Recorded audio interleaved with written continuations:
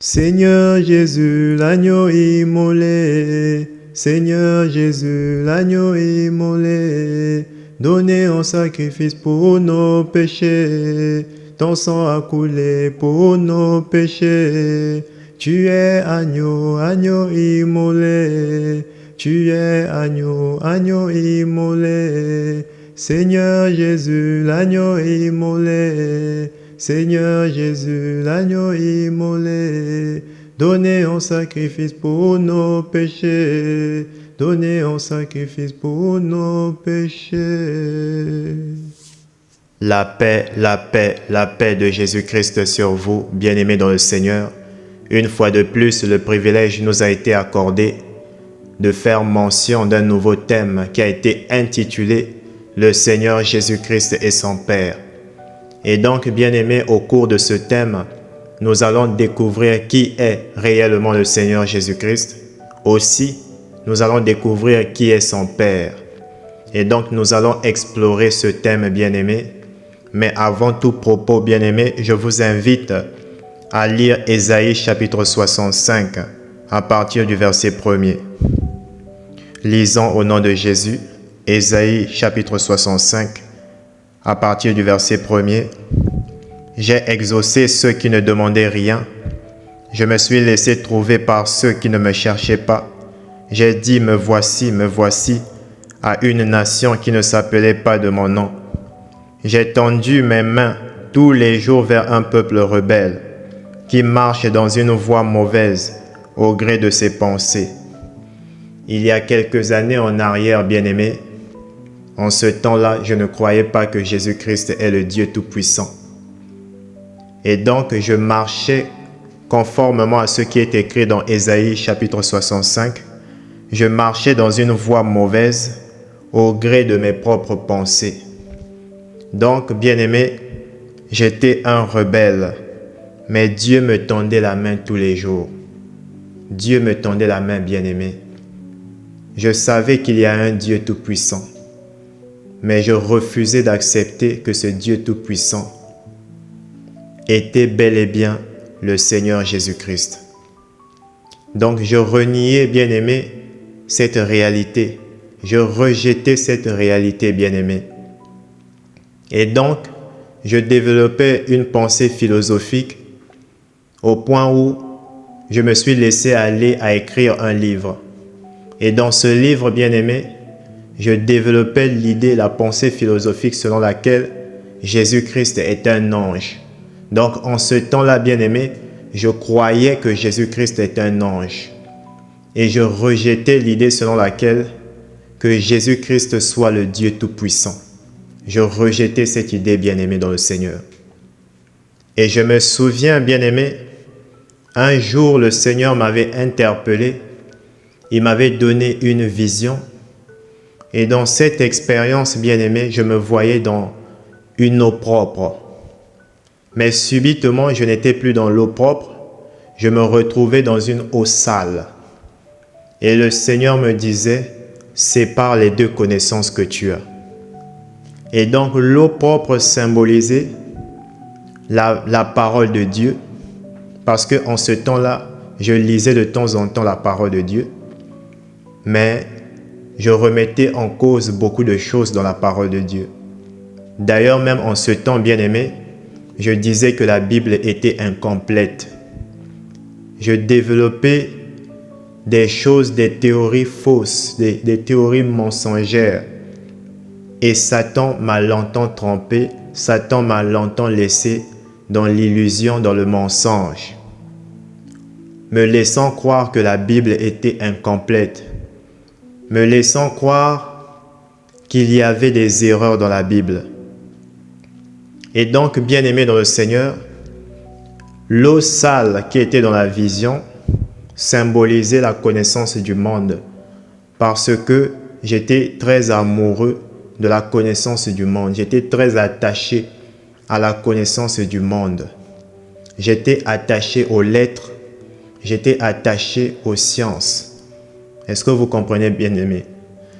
Bien-aimé, est-ce que vous comprenez? Et donc, en ce temps-là, je lisais beaucoup de livres, je consommais beaucoup de livres, je lisais plusieurs variétés de livres pour me cultiver, pour emmagasiner un maximum de connaissances. Et donc, toute cette connaissance du monde, le Seigneur avait symbolisé ça au niveau de la vision par l'eau sale. C'était cette eau sale dans laquelle je me tenais. Et c'est pourquoi le Seigneur me demandait de séparer les deux connaissances, parce que moi, qu'est-ce que je faisais? J'associais les deux connaissances. J'associais en ce temps-là, bien-aimé, la connaissance du monde et celle de Dieu, donc la parole de Dieu.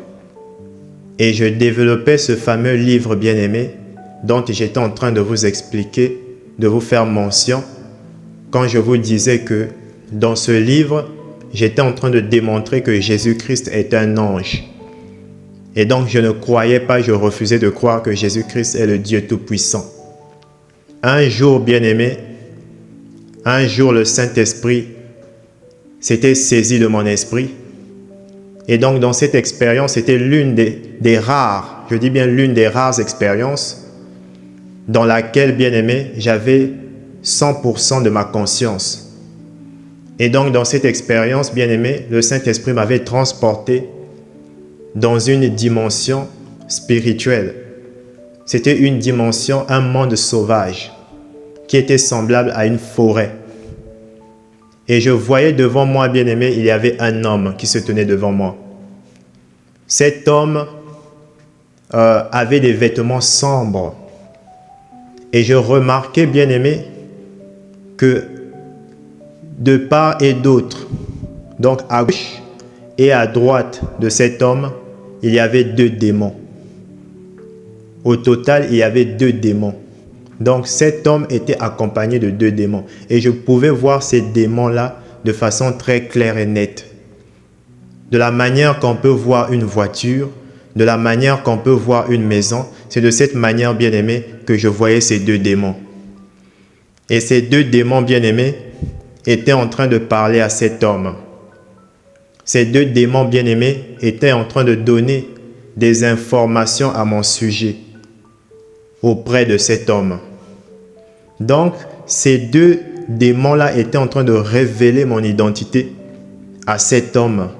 Et donc, cet homme que j'étais en train d'observer, bien-aimé, il était une sorte de gardien.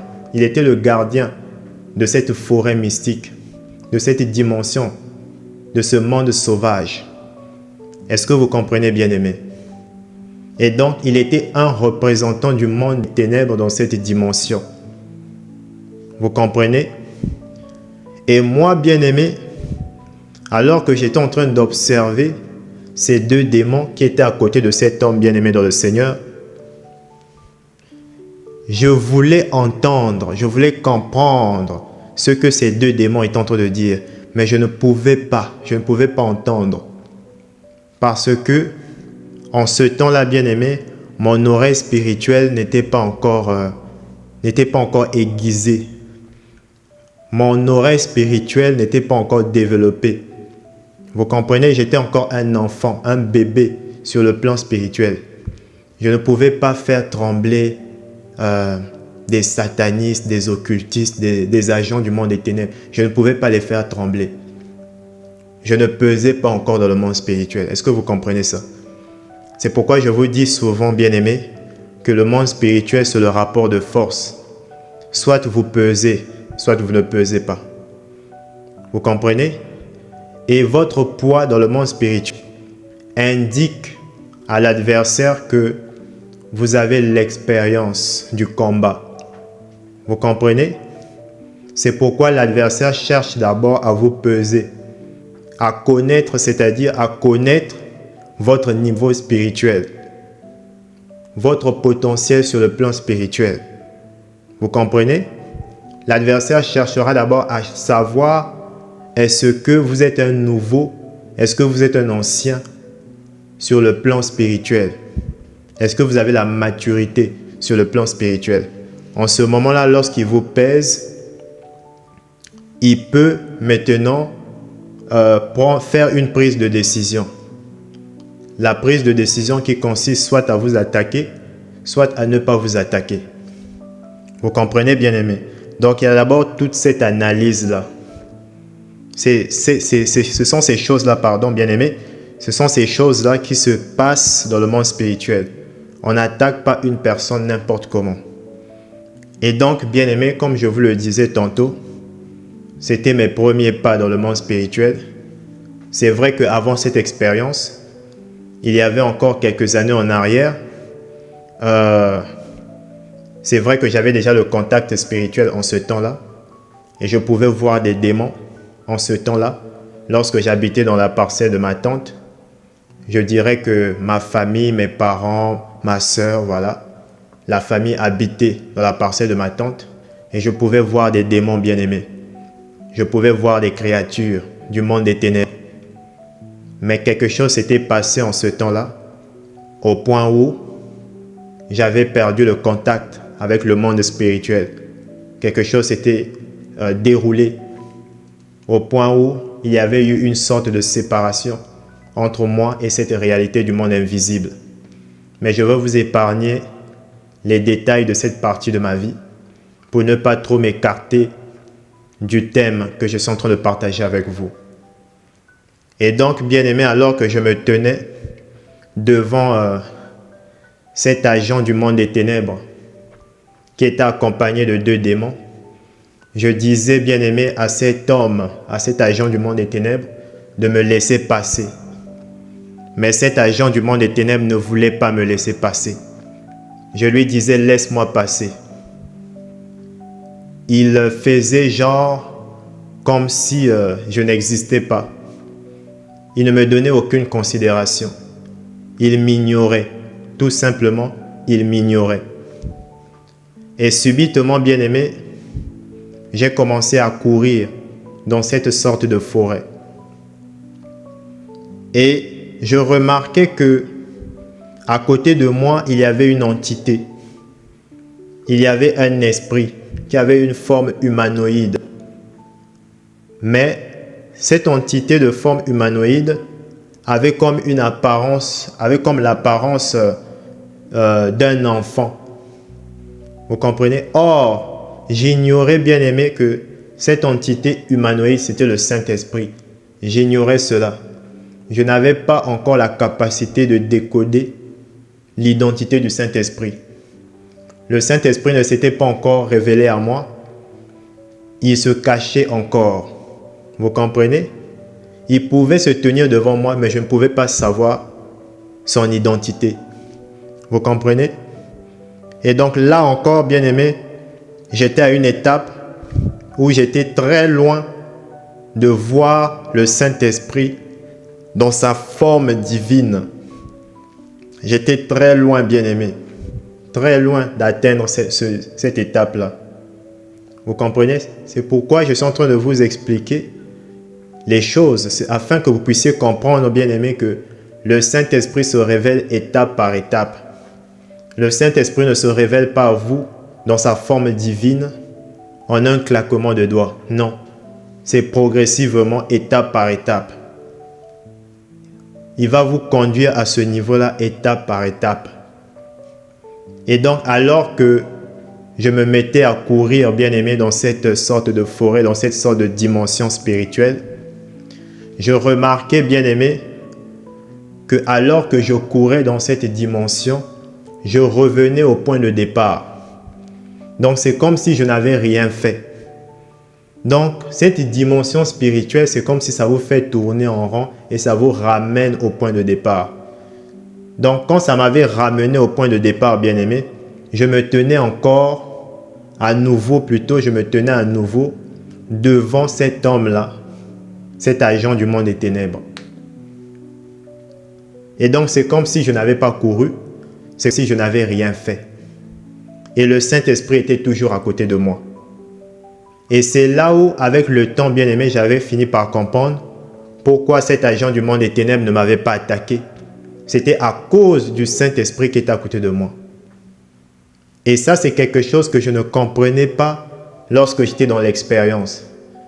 Je me posais la question, je me disais, mais pourquoi cet agent du monde des ténèbres ainsi que ces 2 démons ne m'attaquaient pas? Ça, je ne comprenais pas ça dans l'expérience. Mais avec le temps, j'avais fini par comprendre. Alors que, bien-aimé dans le Seigneur, je ne faisais que dire à cet homme, cet agent du monde des ténèbres, de me laisser passer. Comme je vous le disais tantôt, bien-aimé, cet agent du monde des ténèbres ne faisait que m'ignorer. Il ne me calculait même pas. Cet agent du monde des ténèbres, il ne disait mot, il ne bougeait pas. Et je savais, bien-aimé, j'étais conscient que je ne devais pas m'approcher de lui, de peur que je puisse subir des conséquences. Et alors que j'étais maintenant agacé par la situation, parce que je n'avançais pas, subitement, le Saint-Esprit m'a fait sortir de cette dimension de la forêt et il m'a introduit dans une autre dimension. Quand le Saint-Esprit m'a fait entrer dans une autre dimension, bien-aimé dans le Seigneur, je me retrouvais à un endroit, bien-aimé, où je voyais il y avait beaucoup de personnes. Il y avait un grand nombre d'individus, un grand nombre de personnes. C'était comme une sorte de boulevard. Est-ce que vous comprenez, bien-aimé? Et donc, à cet endroit-là, alors que j'avançais, j'ai prononcé, je dis bien, j'ai prononcé accidentellement. Je dis bien accidentellement, j'ai prononcé le nom de Jésus. Voilà. Ce n'était pas quelque chose dont j'ai pensé. Non, non, non. Je dis bien accidentellement, j'ai prononcé le nom de Jésus. C'était une erreur. Vous comprenez? Et donc, accidentellement, lorsque j'ai prononcé le nom de Jésus, j'ai remarqué que toutes ces personnes-là étaient tombées par terre. Et je me suis posé la question de savoir, mais qu'est-ce qui a fait tomber au sol toutes ces personnes? J'ai commencé à penser, à réfléchir. Et c'est là où le Saint-Esprit m'a dit, prononce le nom de Jésus. Quand le Saint-Esprit m'a demandé de prononcer le nom de Jésus, j'ai commencé à dire, bien-aimé, au nom de Jésus, au nom de Jésus, au nom de Jésus. Donc, je disais à présent au nom de Jésus comme une chanson. Donc, le nom de Jésus était devenu dans ma bouche comme une chanson. Ça se manifestait dans ma bouche sous l'aspect d'une chanson. Donc, je chantais le nom de Jésus. Vous comprenez? Donc, ça sortait de ma bouche au nom de Jésus, au nom de Jésus, au nom de Jésus, au nom de Jésus. Et alors que je disais au nom de Jésus bien-aimé, je remarquais que toutes ces personnes-là étaient à nouveau tombées au sol. Et lorsque je continuais à prononcer le nom de Jésus, je constatais que les démons étaient en train de sortir des corps de ces personnes.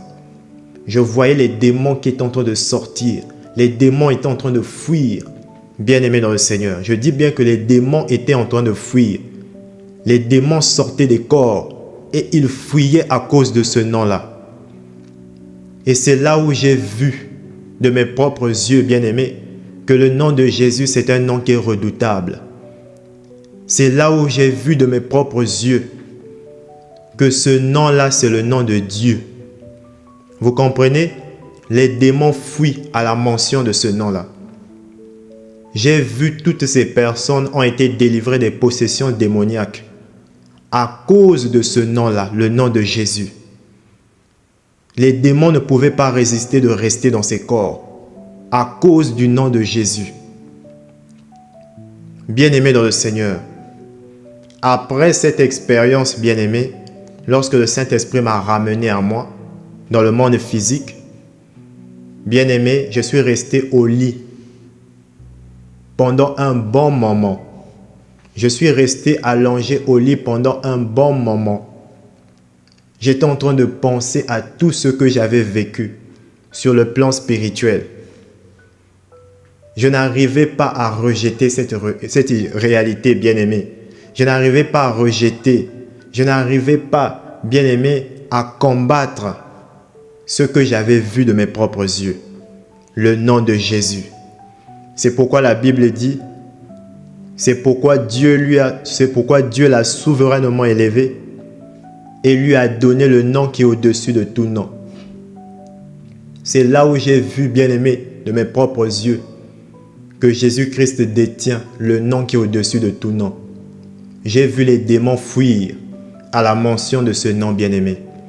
J'ai vu toutes ces personnes libérées de la possession démoniaque, des possessions démoniaques.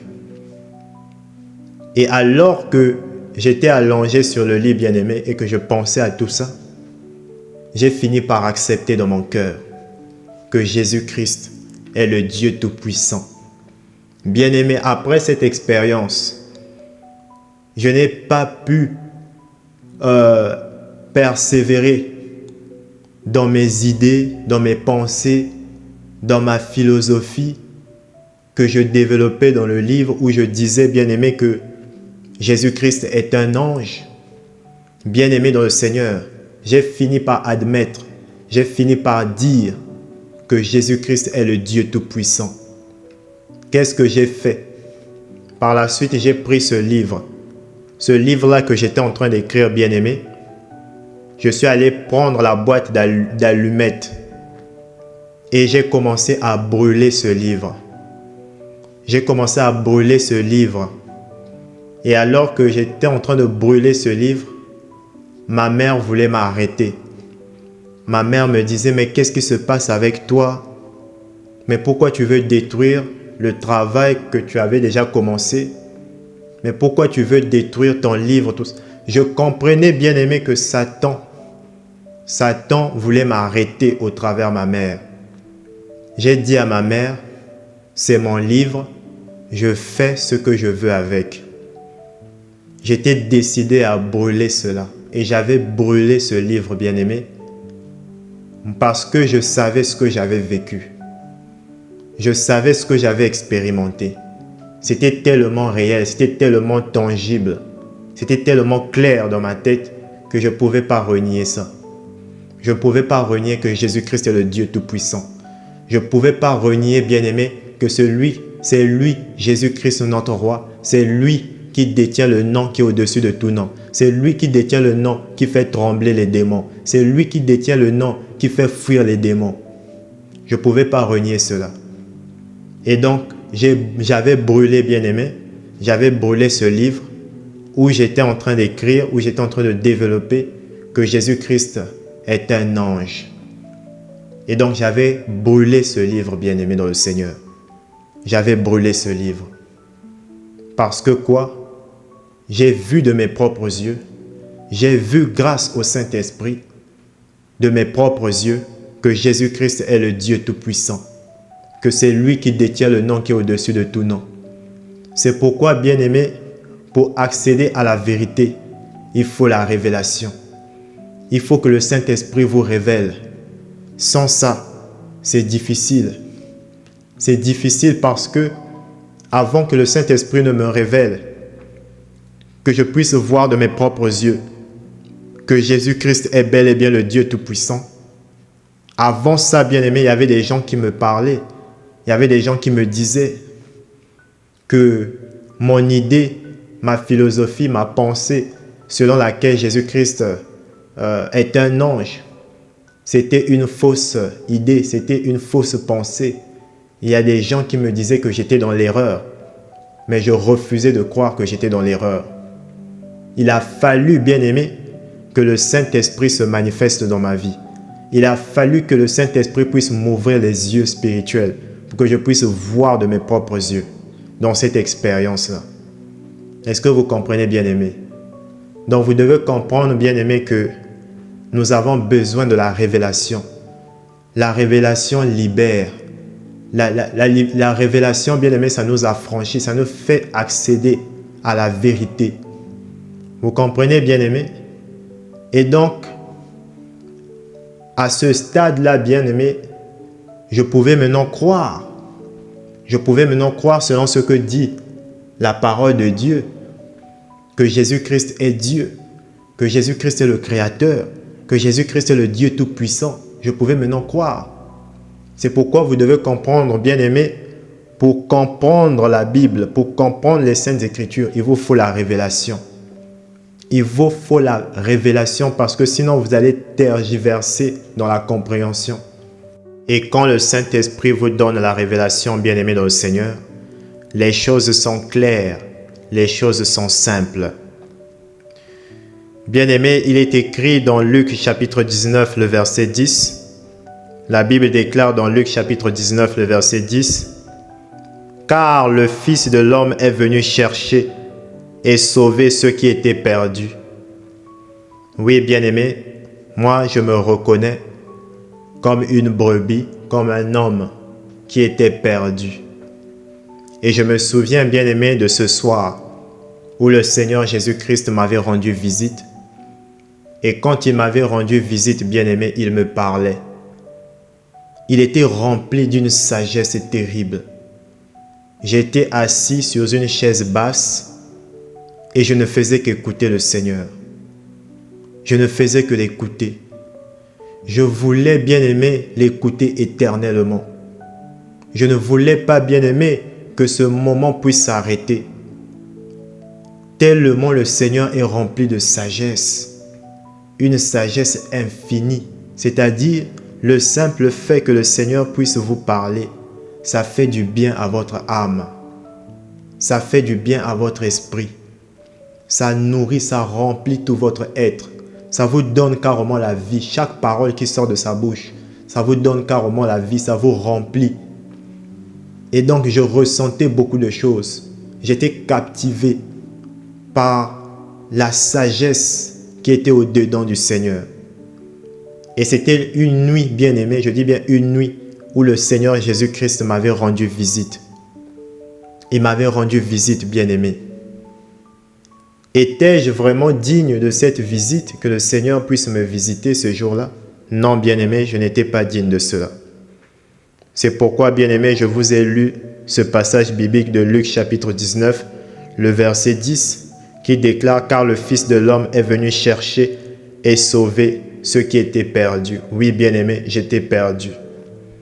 Aussi, bien-aimé, la Bible déclare dans Ésaïe chapitre 60, le verset 1, lisons cela au nom de Jésus. Ésaïe chapitre 60, le verset 1, la Bible déclare « Lève-toi, sois éclairé, car ta lumière arrive, et la gloire de l'Éternel se lève sur toi. » Oui, bien-aimé, je relis ce texte biblique. La Bible déclare « Lève-toi, sois éclairé, car ta lumière arrive, et la gloire de l'Éternel se lève sur toi. » Bien-aimé dans le Seigneur, je me souviens de ce temps-là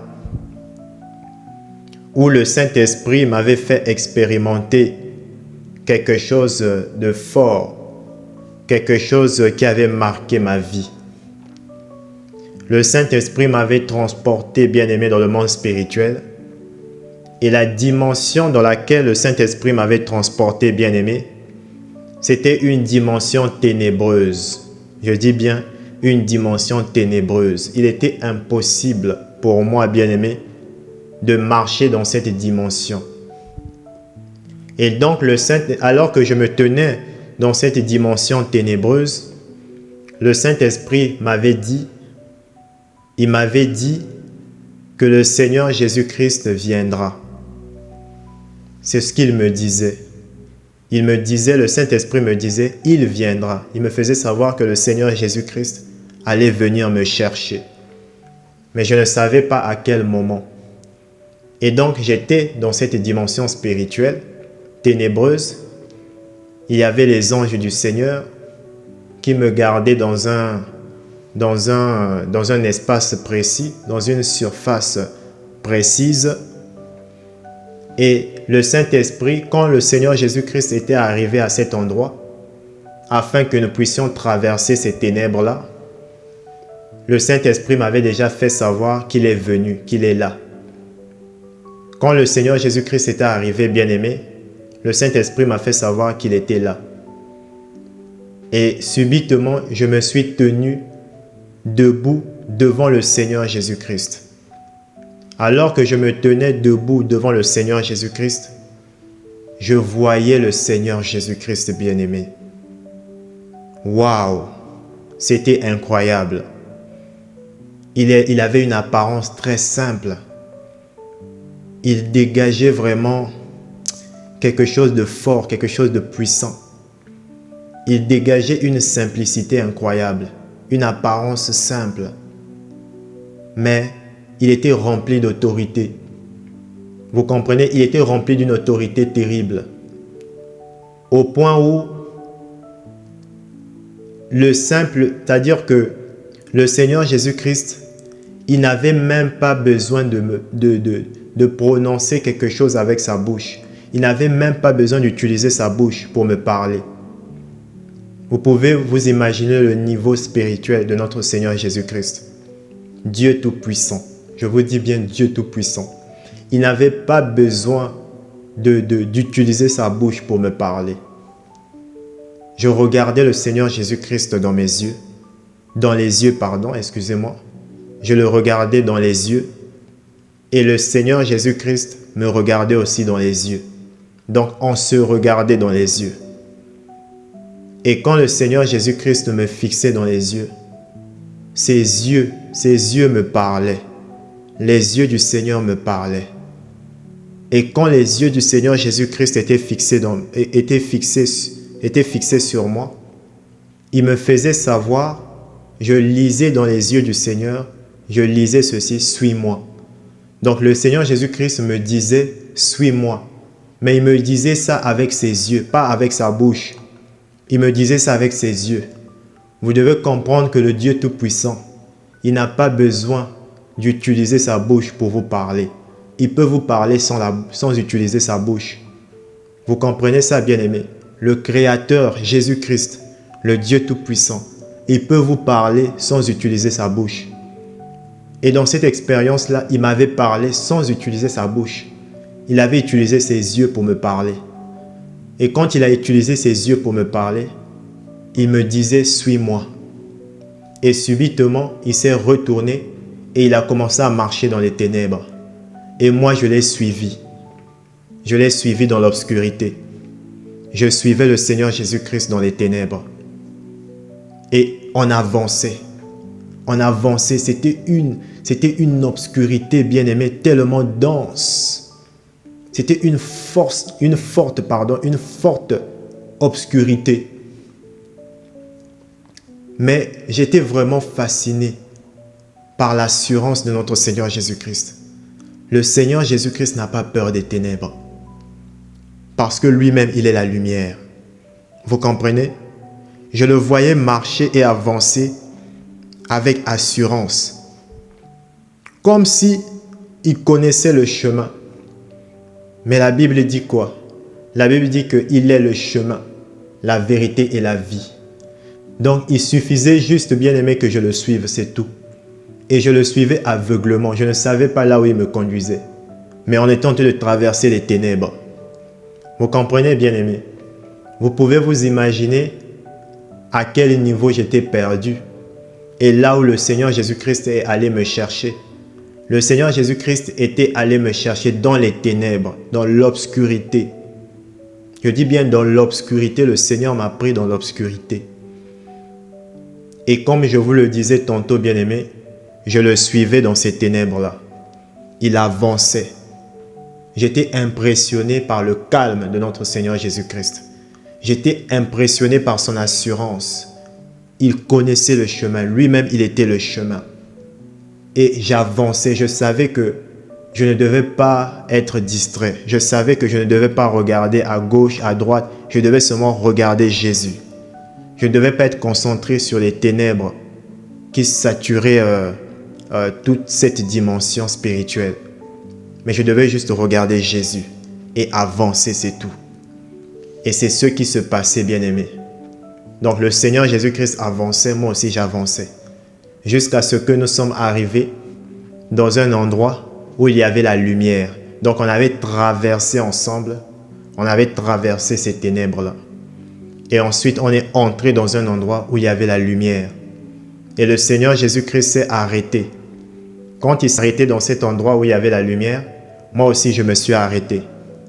Et subitement, je me suis mis à genoux devant le Seigneur Jésus-Christ et je me suis prosterné. Et j'ai touché les pieds du Seigneur. C'est quelque chose que je voulais, que j'avais toujours désiré lorsque j'étais encore sur terre, avant d'avoir cette expérience-là, bien-aimée. Je désirais tellement toucher les pieds du Seigneur Jésus-Christ que cela m'avait été accordé dans cette expérience. Et donc, j'ai touché les pieds du Seigneur. Et après avoir touché les pieds du Seigneur Jésus-Christ bien-aimé, j'ai levé mon visage et j'ai regardé la face du Seigneur Jésus-Christ. Et je voyais le Seigneur Jésus-Christ qui prononçait la parole sur ma vie. Et quand le Seigneur Jésus-Christ prononçait la parole sur ma vie, je voyais cet endroit qui était saturé de la puissance de Dieu. Je vous dis, bien-aimés, il y avait une puissance terrible qui se dégageait à cet endroit-là, à cause des paroles que le Seigneur Jésus-Christ prononçait sur ma vie. Je ne pouvais pas comprendre ce langage du Seigneur. C'était un langage mystérieux. Je ne connais pas les paroles que le Seigneur Jésus-Christ avait prononcées sur ma vie. Je ne connais pas. Mais je savais qu'il était en train de prononcer des paroles puisque je voyais sa bouche qui est en train de bouger. Je voyais qu'il y avait une langue mystérieuse qui est en train de s'exprimer, qui est en train de se manifester. Vous comprenez? Et il y avait une puissance qui est en train de se dégager de sa bouche et qui est en train de saturer l'espace dans lequel nous étions. Cette surface dans laquelle nous étions, lui et moi. Bien-aimés dans le Seigneur, vous devez comprendre qu'il n'y a que le Saint-Esprit qui peut vous révéler le Seigneur Jésus-Christ. Et il n'y a que le Seigneur Jésus-Christ qui peut vous révéler le Père.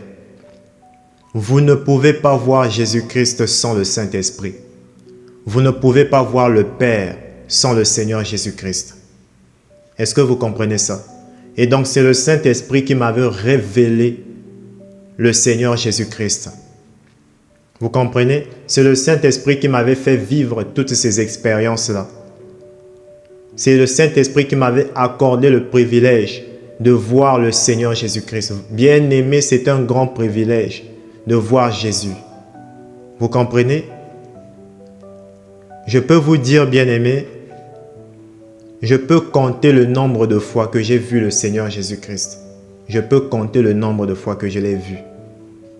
Parce que ce sont des moments rares, ce sont des moments, ce sont vraiment de grands privilèges que le Saint-Esprit peut vous accorder.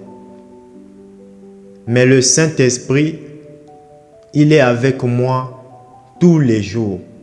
Tous les jours, je ressens sa présence. Tous les jours, il me parle. Mais le Seigneur Jésus-Christ, bien-aimé, le Seigneur Jésus-Christ, le rencontrer, bien-aimé, il faut que le Saint-Esprit vous l'accorde. S'il ne vous accorde pas, bien-aimé, vous ne pouvez pas voir Jésus-Christ. C'est la même chose avec le Père de notre Seigneur Jésus-Christ. Il n'y a que le Seigneur Jésus-Christ qui peut vous accorder le privilège de voir son Père. Vous comprenez? Et jusqu'à aujourd'hui, je n'ai vu le Père de notre Seigneur Jésus-Christ qu'une seule fois. Une seule fois. Et comme promis, bien-aimé, je vous ai dit que je vous partagerai cette expérience dans ce thème-là que nous sommes en train de voir ensemble. Vous comprenez? Donc le Saint-Esprit révèle le Fils et le Fils révèle le Père. C'est ce qui se passe, bien-aimé. Et vous devez garder cela à l'esprit. Et donc, pour que vous puissiez voir le Seigneur Jésus-Christ, implorez beaucoup la miséricorde du Saint-Esprit. Dérangez le Saint-Esprit, parce qu'il n'y a que lui qui peut vous révéler Jésus-Christ. Vous comprenez, bien-aimé? Il n'y a que lui, le Saint-Esprit de Dieu. Il n'y a que lui. Et vous devez garder cela à l'esprit, bien-aimé. Aussi, bien-aimé dans le Seigneur, je me souviens d'une autre expérience. Le Saint-Esprit m'avait introduit dans une autre expérience, dans le monde spirituel, bien-aimé. Alors que je me tenais à un endroit, je voyais deux hommes. L'un des hommes était assis au sol. Et l'homme qui était assis au sol avait une apparence simple. Il était simple d'apparence. Et en même temps, dans son apparence, je voyais qu'il était faible d'apparence. Là, il s'agit de l'homme qui est assis au sol. Et le second homme se tenait debout. Celui-là, il était très beau. Il était très séducteur et élégant. Et subitement, le Saint-Esprit me parlait. Le Saint-Esprit me disait, connais-tu l'homme que tu vois? Le Saint-Esprit me disait, l'homme qui était debout que j'observais là, qui était élégant, qui était séducteur. Le Saint-Esprit me posait la question de savoir, est-ce que je connaissais cet homme? Est-ce que je connaissais l'identité de cet homme? Je n'avais pas réponse à cette question, je réfléchissais. Je me disais, est-ce que j'ai déjà rencontré cet homme quelque part? Mais je ne me rappelais pas, bien-aimé. Je ne me rappelais pas d'une quelconque circonstance, d'un quelconque moment où j'aurais pu rencontrer cet homme-là. Et alors que je n'avais pas la réponse à la question du Saint-Esprit, le Saint-Esprit me répondait, bien-aimé, que l'homme séducteur, élégant et beau que j'observais, cet homme-là, c'était Satan le diable. Le Saint-Esprit m'a dit, c'est Satan le diable. Bien-aimé dans le Seigneur, il était bien habillé, il avait porté une veste. Il était très élégant, séducteur. Vous comprenez? Il était carrément l'opposé de l'homme qui était assis au sol, qui avait une apparence faible, qui avait une apparence simple. Vous comprenez? Et subitement, Satan qui était debout et qui était déguisé sous l'apparence d'un homme séducteur, beau et attirant, Satan s'est rapproché de l'homme qui était assis au sol. Il demandait à l'homme qui était assis au sol qu'il puisse l'accorder la permission de toucher à ma vie. Satan demandait la permission à cet homme qui était au sol, cet homme qui avait une apparence faible, cet homme qui était simple d'apparence. Satan demandait la permission à cet homme s'il pouvait toucher à ma vie. Vous comprenez? Et subitement, l'homme à l'apparence faible, à l'apparence simple, cet homme-là s'est levé. Quand il s'est levé, bien-aimé, il a commencé à prononcer la parole. Et quand cet homme prononçait la parole, bien-aimé, il avait une autorité terrible. Malgré qu'il était simple d'apparence, malgré qu'on pouvait le juger en apparence, mais il n'était pas n'importe qui. Vous comprenez? Il était Dieu Tout-Puissant. Quand il prononçait la parole, bien-aimé, je voyais Satan s'éloigner de lui. Il avait une autorité terrible. Satan s'éloignait de lui. Et quand j'ai vu Satan, bien-aimé, s'éloigner de lui, j'ai vu Satan qui donnait des instructions à des sorcières de m'éliminer, de me tuer. Vous comprenez? Et subitement, l'homme à l'apparence simple, cet homme à l'apparence simple, cet homme à l'apparence faible, simple et faible, cet homme-là se mettait à marcher. Il allait quelque part. Et subitement, bien-aimé, moi, je me mettais aussi à suivre cet homme. Mais jusque-là, je ne connaissais pas l'identité de cet homme. Mais malgré tout, je le suivais et je ne comprenais pas, je ne savais pas pourquoi je le suivais, bien-aimé. Et alors que je le suivais, bien-aimé, le Saint-Esprit me pose la question de savoir, il me pose la question de savoir, connais-tu l'homme que tu suis? Le Saint-Esprit me fait ça, connais-tu l'homme que tu suis? Il me pose la question de savoir, connais-tu l'homme que tu suis? Je n'avais pas la réponse à cette question. Le Saint-Esprit me dit, c'est le Seigneur Jésus-Christ. Je n'arrivais pas à croire, bien-aimé. Je n'arrivais pas à croire. Je n'arrivais pas à croire que j'étais en train de me promener avec le Seigneur Jésus-Christ dans mon quartier. Je dis bien, j'ai marché avec le Seigneur Jésus-Christ dans mon quartier. Dans mon quartier. Dans mon quartier. Je sais que c'est difficile à croire pour beaucoup de gens, mais aucune personne normale ne pouvait identifier le Seigneur Jésus-Christ. si le Saint-Esprit ne vous le révèle pas. Vous comprenez? Et donc le Seigneur Jésus-Christ marchait. Personne ne pouvait savoir que c'est le Seigneur Jésus-Christ. J'ai même vu une femme se moquer du Seigneur Jésus-Christ. Elle ne savait pas que c'est Dieu Tout-Puissant. Elle ne savait pas. Vous comprenez, bien-aimés? Donc le Seigneur Jésus-Christ peut vous rendre visite. Il peut même se balader dans Paris. Le Seigneur Jésus-Christ peut même se balader à Strasbourg. Personne ne va le reconnaître. Personne. Et donc je me suis baladé avec le Seigneur Jésus-Christ dans mon quartier. Je le suivais. Il était devant moi. Moi j'étais derrière.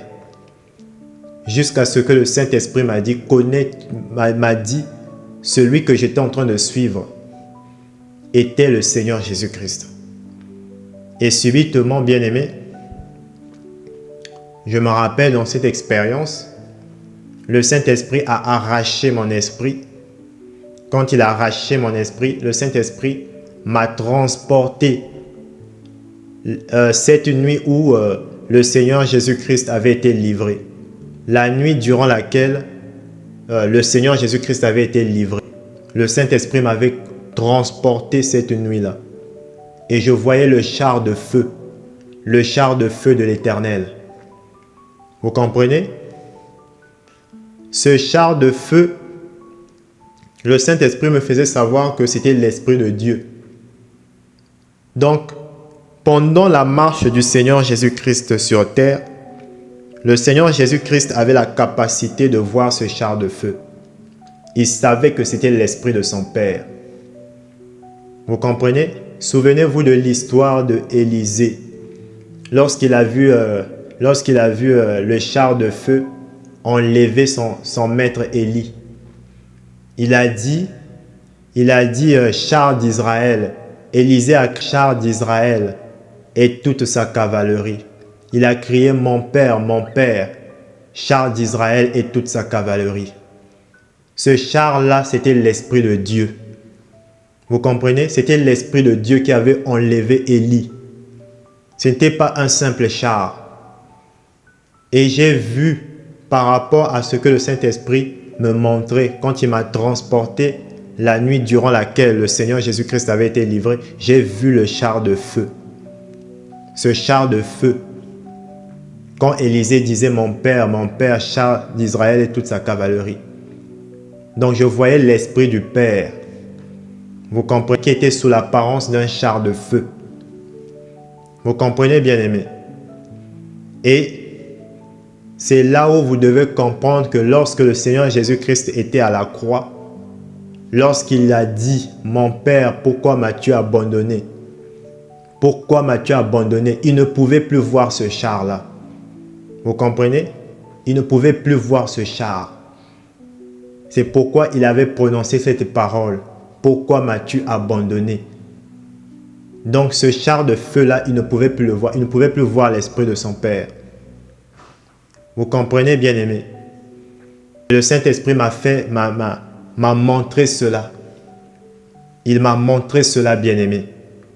Aussi, le Saint-Esprit, dans une autre expérience, m'avait montré comment on avait livré le Seigneur Jésus-Christ. Je le voyais, bien-aimé, comment on s'était saisi. Les Juifs s'étaient saisis du Seigneur Jésus-Christ, bien-aimé.